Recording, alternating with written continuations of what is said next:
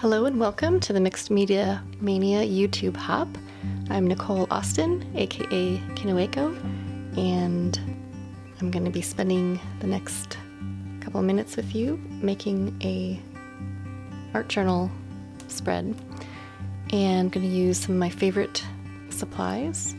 I want to thank the sponsors for the various prizes that will be offered throughout the hop, and just be sure to stick around to the end so you see the next video, the link you'll see at the end, where to go next. You can also see the whole list below, and you have from October 5th to October 11th to watch all the videos, like, comment, and subscribe.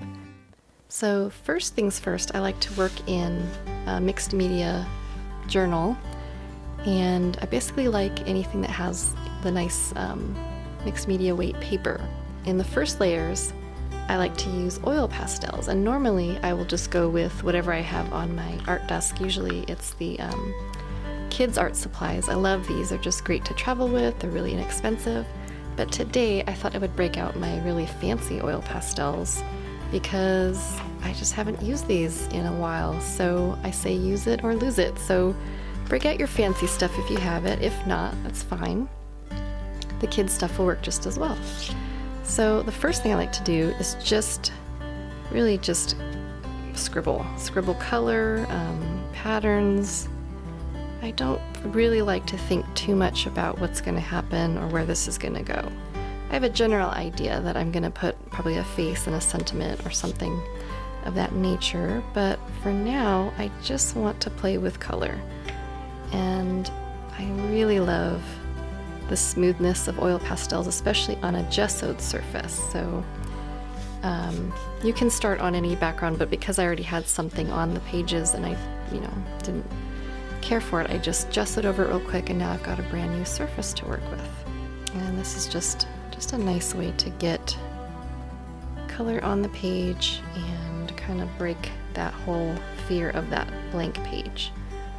And I also like using oil pastels because unlike when you're using paint, a lot of times you can't use opposite colors because they will mix or they'll run together. So this way you can play with color and not worry too much about it mixing in a weird way. The only thing I would caution, if you are going to draw a face, just be sure not to have too much dark marks in the middle, but sometimes it's okay not to think too much. And this brand is Sennelier. It's a really nice, I love these, they're nice and smooth. You can even kind of move them around a little bit. If you want more of a smudgy look, that is a technical art term, smudgy. And the only difference, I'll just show you, like if you're using this is just some kids oil pastels. And these work great too. The colors are bright, so whatever you have, just use it. Use it up. If you've got the fancy stuff, break it out. If you have the kids stuff, that's great too. Oh, this is actually a Neo color, but it was in my little pile, so it's gonna go in the mix. Now the Neo colors are water soluble, so when you add any water media, it's gonna mix around a little bit, but that's all right. And don't be afraid just to color. Use your left hand or right hand if your opposite, basically your non-dominant hand. Kind of feel what it feels like to be a kid again. Just exploring the materials, using your favorite color or your least favorite color. Kind of see what happens.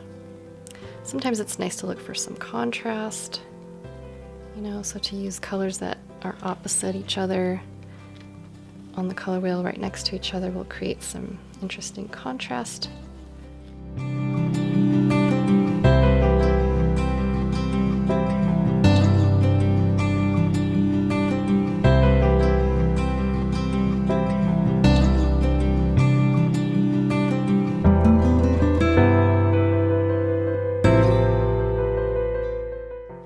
Once you've got a crazy mess, then go ahead and you can start adding some little drips I like to use acrylic inks. You can also just use watercolors. I like using the fluorescents. That's another way to get a nice contrast when you have kind of regular color, primary colors, and then you get the fluorescents out. I like to close the pages together.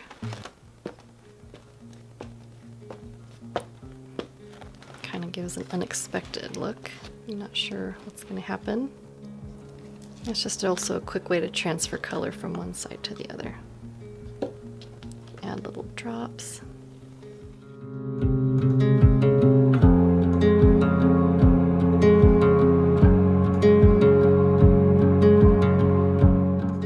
Here you'll see some interesting patterns take shape when you use the wet media, like even with paint, and then close the pages together, and then you get these really neat little kind of vein or leaf-like patterns.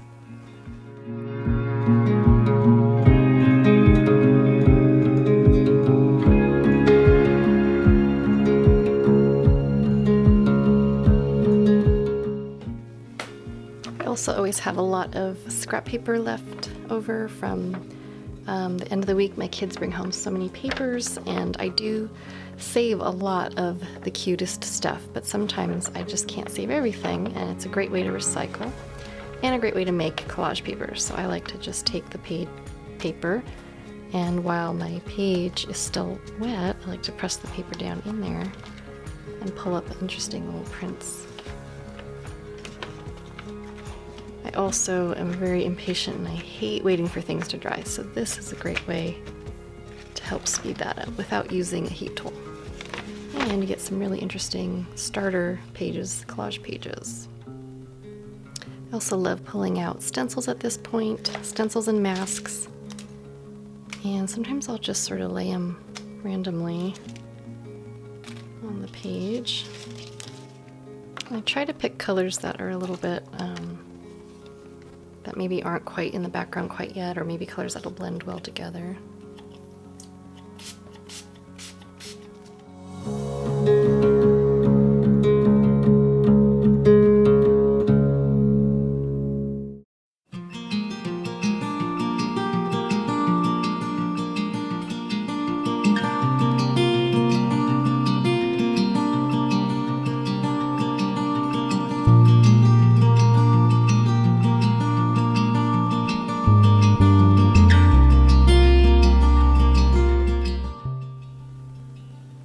So now that this layer is dry, I'm going to go ahead and start to kind of sketch out where I want the face. And I've decided to use this sketch that I already have, and sometimes it's nice, sometimes I like to just draw right over the top, but other times it's nice just to take a face that you've already kind of proportioned out and that you kind of like the way it looks, and then use transfer paper to put the image onto your background. So you just put the transfer paper with the graphite side down.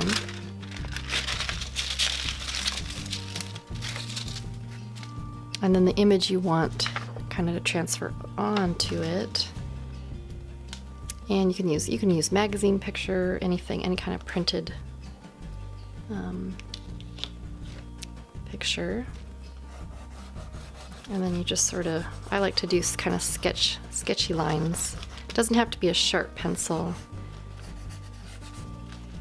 but just give enough pressure and kind of check to make sure the lines are transferring.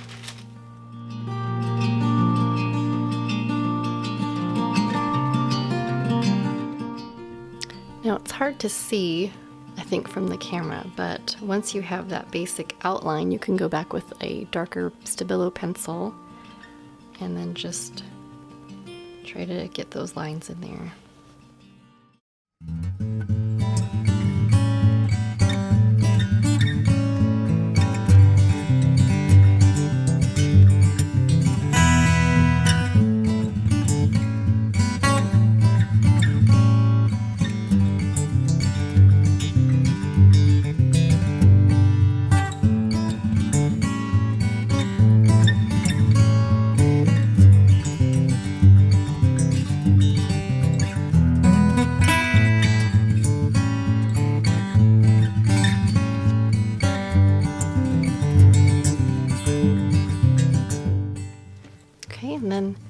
like to go in with some oil paint stick. This is the Shiva oil paint stick in titanium white. It's oil paint but in stick form, so it dries and you just have to kind of peel off the layer of skin that forms, and then you're ready to apply it. I just like to put a nice coat of the white down first. That helps me see my face a little bit better. Also gets rid of any of those really super dark areas. It also helps too if you're going to do this like a face, just to try to keep the background a little bit lighter, especially if you're just starting out. And then you just take your finger and kind of blend in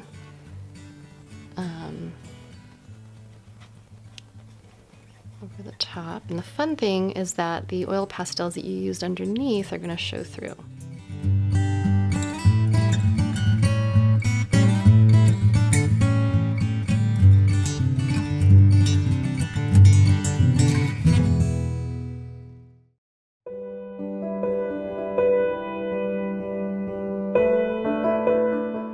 You can kind of use the Stabilo pencil lines to add a little bit of shading. So from the eyebrows, you can kind of blend that down the side of the nose.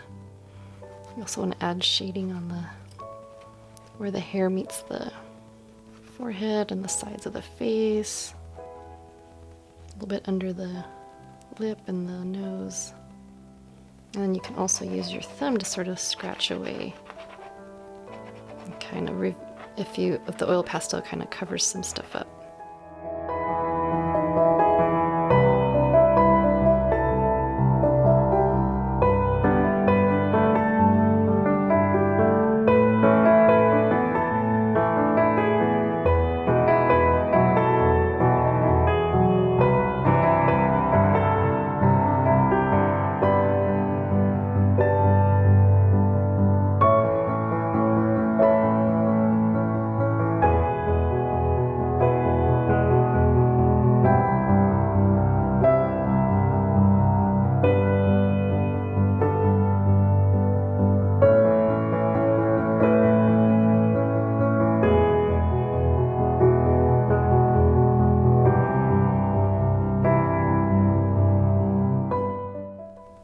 I'm going to add some texture to the face, just kind of stamping in while that is still wet, and kind of moving some of that stuff around.